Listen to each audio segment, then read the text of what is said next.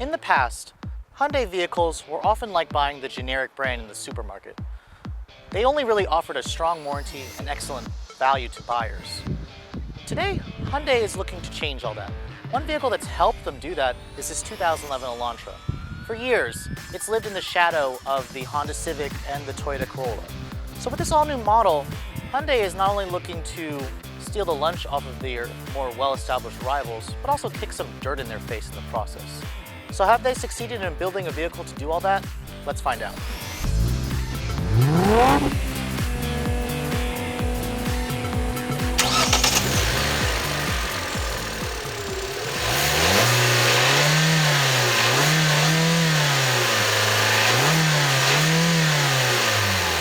Now, when this vehicle was introduced in 2011, the world pretty much gasped. This is an Elantra for real?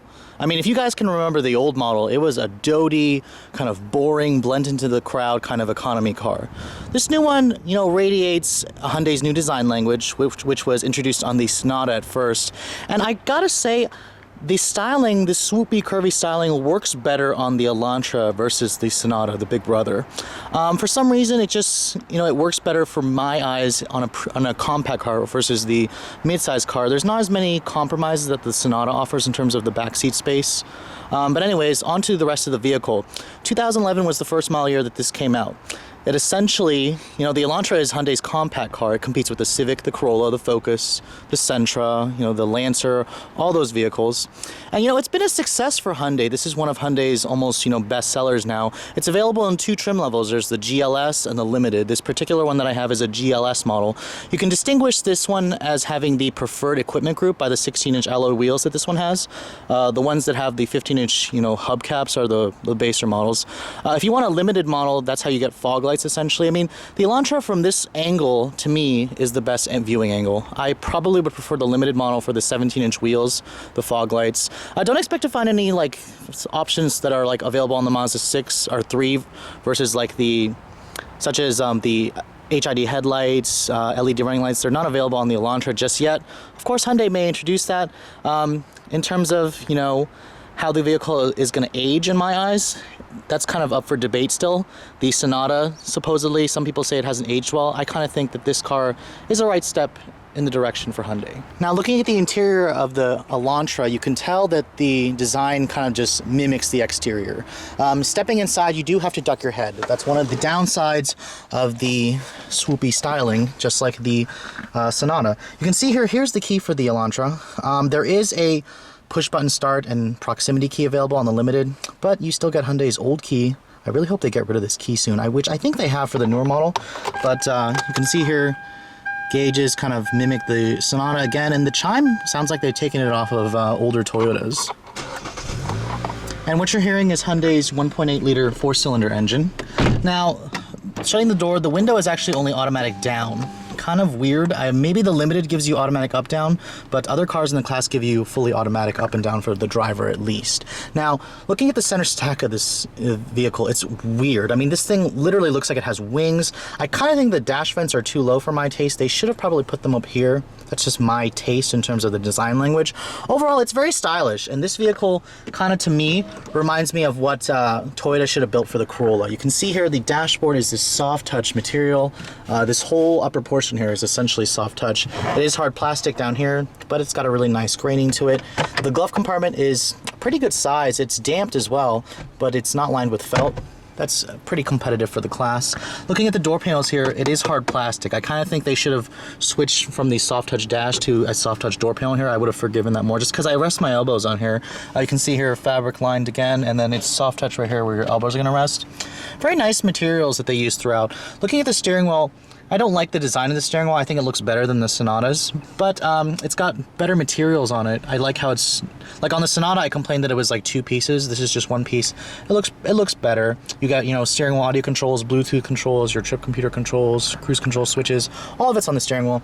On the 2011 models, there was no dual zone automatic climate control available. For 2013, Hyundai's fixed that. You can see this one's just kind of got a single zone climate control system. Now, a 6-speed automatic is on this particular model. There's an available 6-speed manual, but it's kind of rare to find. You can see here a little bit of storage, your USB, your iPod jack, all is right there. Looking at the center console here, it does slide, and it does have Pretty decent amount of storage. There's no two-tier storage. This is just a sliding armrest right there. Now, looking at the back seat of the Elantra, it's pretty class competitive. I'd probably say that the Honda Civic offers a little bit more space. You can see here, stepping in, duck your head very low because the roofline again gets in the way. It almost has a flat floor here. It's not as flat as like the Honda Civic. I don't understand why Hyundai doesn't give you two map pockets. They just give you one on the passenger side. Don't expect to find any air vents back here. You can see here shutting the door. The materials are pretty much the same, hard plastic, and it is padded right there, carried over from the front seats. There is a nice little armrest right here with some cup holders, and the seats do fold 60/40 as well. Now, looking at the trunk capacity of the Elantra, it's on the large side for the class. You do have hinges that do crush your cargo, but you're looking at just under 15 cubic feet. That's pretty much top of the class in terms of space. The seats do fold, like I said. Nice large opening as well. Overall, a very nice trunk.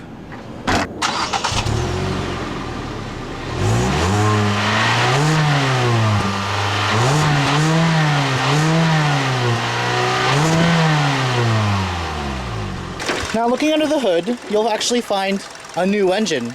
By new, I mean it's actually called the new engine, NU. This is Hyundai's 1.8-liter four-cylinder engine, double overhead cam with variable valve timing.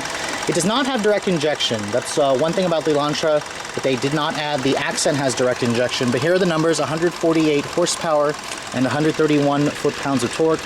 You know, when this vehicle first came out, it was rated at 2940 for every model, including the 6-speed manual and the automatic. There was no fuel efficiency package whatsoever. Hyundai had to reduce the MPG numbers for 2013. I think it's been rated to 2737, something like that. Still very good numbers. Paired with the 6-speed auto, let's take a look at how this combination drives. So what's the new Elantra like to drive? I can tell you that if you've had the old one, be prepared for something that's completely different. That's the one good thing about Hyundais, is they're really good at making their cars feel a lot different from their previous generation. So let's take a look. The starter noise in this vehicle does sound better than that Veloster that I showed you guys a couple months ago. I can immediately tell you that right away. Now, surprisingly, I've always criticized Hyundais for having, their numb steering and no fun driving dynamics. And I gotta tell you, this Elantra pleasantly surprised me. It feels somewhat playful. Kind of in a way that an older Civic might feel. It's no Honda Civic, but it's much better than a Corolla.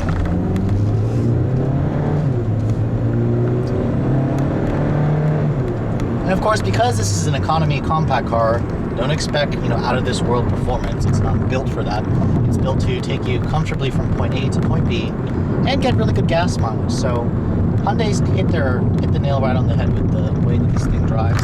In terms of the ride quality, however, it's still has a semi-independent torsion beam suspension in the back. The Civic, the Focus, the Mazda 3, they all have multi-link independent suspension in the back, and you can feel that when you hit bumps in this thing. Now, when you are driving the Elantra normally, the 6-speed automatic is a really good partner. It actually has really crisp and decently quick shifts. It's very smooth. That's the one thing about this car. It just radiates smoothness. To me, this Elantra feels like a Corolla. It feels like the Corolla that Toyota never built for us. And quite honestly, if this car had a Toyota badge on it, it would probably sell in even greater numbers than it does now. And it's a shame, really, because, Hyundai has built the Corolla that Toyota should have built, in 2009, but instead it has a Hyundai badge on it. And, I would gladly recommend this car to somebody who's looking for a Corolla. If they told me that their, important factors would be a smooth ride, a willing engine, good fuel economy, good value, I would say buy an Elantra, not a Corolla, because the Corolla is just too boring until the next generation comes out. Now, in terms of the steering, like I said, it's reasonably precise. It is devoid of feel, typical of a Hyundai. However, it is reasonably playful, and I have to give them points for that. Now, in terms of, the seat comfort, it's pretty comfortable. The seats do have a little bit of a flat feeling to them, but like I said, comparing to the Corolla, these seats are better than the Corolla. And the noise levels are actually a little bit quieter than the Corolla. You do hear a little bit of road noise, but this vehicle has 43,000 miles on it, so I'm not really surprised. Overall, in terms of, a highway commuter, what this vehicle would offer as a highway commuter, I would say that it's a pretty decent one. Most economy cars in the class are like that. Now, economy cars like this have really tight turning radiuses, and the Elantra is no different.